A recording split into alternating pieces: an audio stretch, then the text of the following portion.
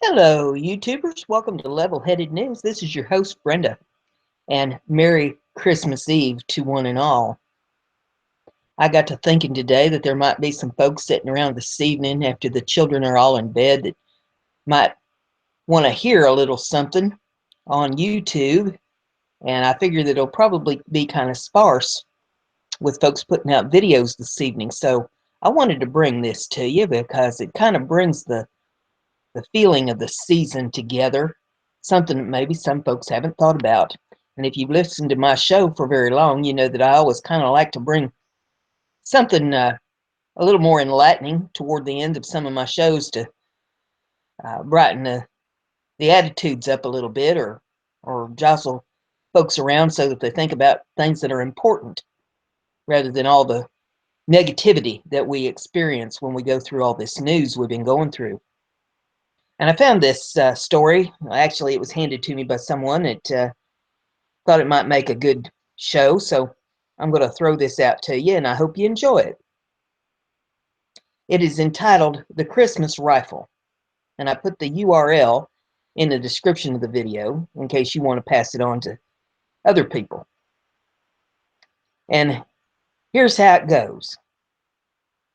It was Christmas Eve of 1881. I was 15 years old and feeling like the world had caved in on me because there just hadn't been enough money to buy me the rifle that I'd been wanting for Christmas. We did the chores early that night for some reason. I just figured Pa wanted a little extra time so we could read in the Bible. After after supper was over, I took my boots off and stretched out in front of the fireplace and waited for Pa to get down the old Bible. I was still feeling sorry for myself, and to be honest, I wasn't in much of a mood to read scripture. But Pa didn't get the Bible. Instead, he bundled up and went outside. I couldn't figure it out because we'd already done all the chores. I didn't worry about it too long, though, because I was busy wallowing in my self-pity. Soon Pa came back in. It was a cold, clear night out, and there was ice in his beard. He says, "Come on, Matt, bundle up. It's cold out tonight." I was really upset then. Not only wasn't I getting the rifle I wanted for Christmas, but now Pa was dragging me out in the cold, and for no earthly reason that I could see. We'd already done all the chores, and I couldn't think of anything else that needed doing, especially not on a night like this. But I knew Pa was not very patient on one dragging their feet when he told him to do something, so I got up and put on my boots, and got my cap and my coat and my mittens. He gave me a mysterious smile as I opened the door to leave the house. Something was up. I didn't know what. Outside, I became even more dismayed. There in front of the house was the work team, already hitched to the big sled. Whatever it was, wasn't going to be a short, quick little job, I could tell. We never hitched up the sled unless we was going to haul something big load. Pa was already up in the seat, reins in hand. I reluctantly climbed up beside him. The cold was already biting me. I wasn't happy. When I was on, Pa pulled the sled around the house, stopped in front of the woodshed. He got off, and I followed him. "I think we'll put the high sideboards on," he said. "Help me here." The high sideboards? It had been a bigger job than I wanted to do just with the low sideboards on, but whatever it was we was going to do, it would be a lot bigger with the high sideboards on. After we had exchanged the sideboards, Pa went into the woodshed and came out with an armload of wood. The wood I'd spent all summer hauling down from the mountain and then all fall sawing up into blocks and splitting. What was he doing? Finally, I said something. "Pa, what are you doing?" "You been by the widow Jensen's lately?" he asked me. The widow Jensen lived about 2 miles down the road. Her husband had died a year or so before and left her with 3 little children, the oldest one being 8. Sure, I'd been by, but so what? "Yeah," I said. "Why?" "I rode by just today," Pa said. Little Jakey was out digging around in the woodpile trying to find a few chips. "They're out of wood, Matt." That was all he said, and then he turned and went back into the woodshed for another armload of wood. I followed him. We loaded the sled so high that I began to wonder if the horses would be able to pull it. Finally, Pa called a halt to our loading. We went in the smokehouse, and Pa took down a ham and a side of bacon. He handed them to me and told me to put them in the sled and wait for him. When he returned, he was carrying a sack of flour over his right shoulder and a smaller sack of something in his left hand. "What's in the little sack?" I asked him. "Shoes. They're out of shoes. Little Jakey just had gunny sacks wrapped around his feet when he was out in the woodpile this morning. I got the children a little candy, too. Just wouldn't be Christmas without a little candy." We rode the 2 miles to the widow Jensen's pretty much in silence. I tried to think, though, what Paul was doing. We didn't have much worldly standards. Of course, we did have a big woodpile, though most of it that was left now was still in the form of logs that I'd have to saw into blocks and split before we could use it.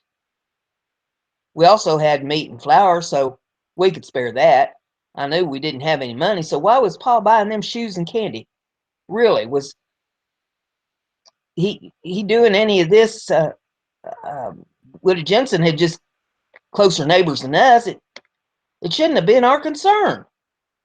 We came from the blind side of the Jensen house and unloaded the wood as quietly as possible. Then we took the meat and flour and shoes to the door and we knocked. The door opened a crack and a timid voice said, "Who is it?" "Lucas Miles, ma'am. My son Matt. Could we come in for a bit?" Widow Jensen opened the door and let us in. She had a blanket around her shoulders and the children were wrapped in another one and was sitting in front of a fireplace by a very small fire that hardly gave off any heat at all. Widow Jensen fumbled with the match and finally lit a lamp. "We brought you a few things, ma'am," Paul said, "sit down the sack of flour." I put the meat on the table. Then Paul handed her a sack that had the shoes in it, and she opened it hesitantly, took the shoes out one pair at a time. There was a pair for her and one for each of the children. Sturdy shoes, the best, shoes that would last. I watched her carefully. She bit her lower lip to keep from trembling. Then the tears filled her eyes and started running down her cheeks. She looked up at Paul like she wanted to say something, but it wouldn't come out. "We brought a load of wood too, ma'am," Paul said. He turned to me and said, "Matt, go bring in enough wood to last a while. Let's get a fire up to size and heat this place up." I wasn't the same person when I went back out to the wood to bring in the wood. I had a big lump in my throat, and as much as I hate to admit it, there were tears in my eyes too. In my mind, I kept seeing those 3 kids huddled around the fireplace and their mother standing there with tears running down her cheeks, with so much gratitude in her heart she couldn't speak. My heart swelled up within me, and a joy that I'd never known before filled my soul. I had given at Christmas many times before, but never when it made so much difference. I could see we were literally saving the lives of these people. I soon had the fire blaze, and everyone's spirits soared. The kids started giggling when Paul handed them each a piece of candy, and Widow Jensen looked on with a smile that probably hadn't crossed her face for a long time. She finally turned to us and said, "God bless you. I know the Lord sent you. The children and I have been praying that he would send one of his angels to spare us." In spite of myself, the lump returned to my throat and the tears welled up in my eyes again. I'd never thought of Paul in those exact terms before, but after Widow Jensen mentioned it, I could see that it was probably true. I was sure that better man than Paul never walked the earth. I started remembering all the times he'd gone out of his way for Ma and me and many others. The list seemed endless as I thought on it. Paul insisted that everyone try on the shoes before we left. I was amazed when they all fit, and I wondered how he'd known what sizes to get. Then I guessed that if he was on an errand for the Lord would make sure he got the right sizes. Tears were running down Widow Jensen's face again when we stood up to leave. Paul took each of the kids in his big arms and gave them a hug. They clung to him, didn't want us to go. I could see that they missed their Paul, and I was glad that I still had mine. At the door, Paul turned to Widow Jensen and said, "The missus wanted me to invite you and the children over for Christmas dinner tomorrow. The turkey will be more than 3 of us can eat, and a man can get cankerous if he has to eat turkey for too many meals. We'll be by to get you about 11. It'll be nice to have some little ones around again. Matt here hasn't been little for quite a spell." I was the youngest. My 2 brothers and 2 sisters had all married and moved away. Widow Jensen nodded and said, "Thank you, Brother Miles. I don't have to say, may the Lord bless you, I know for certain he will. Out on the sled, I felt a warmth that came from deep within us. I didn't even notice the cold.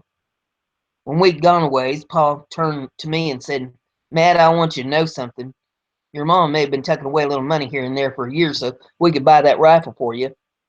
But we didn't have quite enough. Then yesterday, a man who owed me a little money for years came by and make things square. Your mom and me were real excited. I think that now we can get you that rifle, and I started into town this morning to do that. But on the way, I saw little Jakey out scratching in the woodpile with his feet wrapped in those gunny sacks, and I knew what I had to do.